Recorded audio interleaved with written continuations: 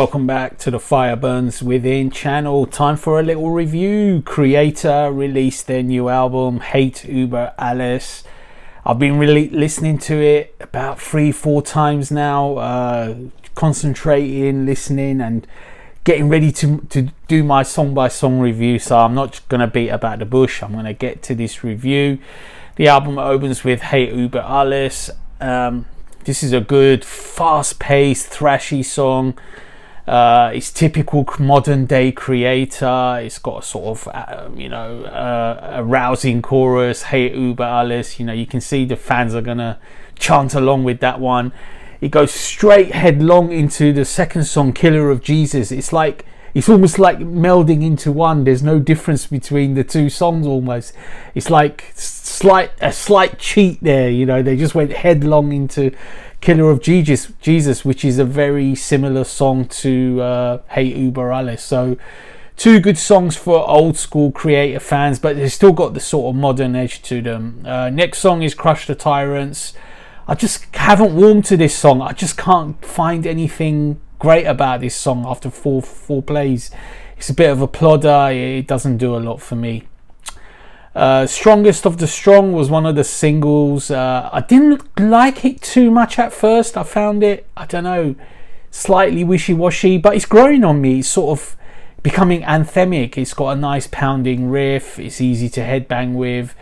The chorus is naggingly catchy after repeated plays, and the solo is really good as well. So I'm warming to Strongest of the Strong. Next song is called Become Immortal. It has an upbeat melodic riff, and the lyrics, I think, recount Millie's early days in metal, and they're slightly autobiographical, and it's sort of talking about how he became immortal, if you like, as a metal artist or metal pioneer. It's an okay song. It doesn't do a huge deal for me. There's a nice melodic solo in the middle. I actually really like the soloing on this album more than the riffs, would you believe it? Really like the melodic soloing. It's really quite enjoyable. Next song is called Conquer and Destroy. It's got a super melodic guitar line that opens the album. But then, as you'd expect from a title like that, the frenetic raging suit appears. The chorus again tones it down a touch before the mayhem starts again. I like this song. It's Kreator in full attack mode. Next song is called Midnight Sun. The beginning of the song is really thrashy, and then it's got a helter-skelter riff. It's aggressive, and then these surprising female vocals kick in.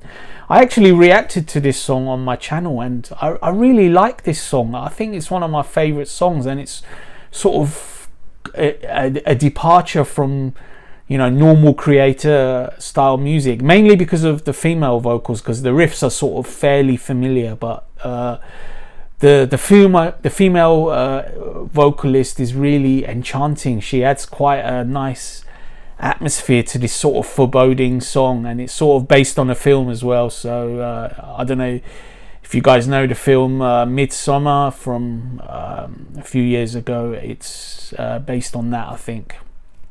Next song is Demonic Future. It's got a galloping, steamrollering, heavy riff. It's a typical Kreator attack song. Chorus is actually quite melodic on this one before the riffs pummel you all the way home.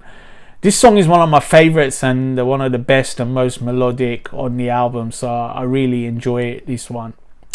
Next one is Pride Comes Before the Fall. Sort of starts off slow, almost like a nursery rhyme before the main riff kicks in.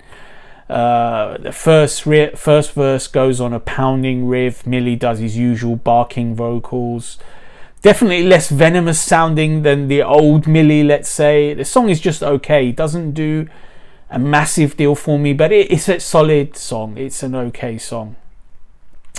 And finally, we reached the last track on the album, which is Dying Planet at 6 minutes 52.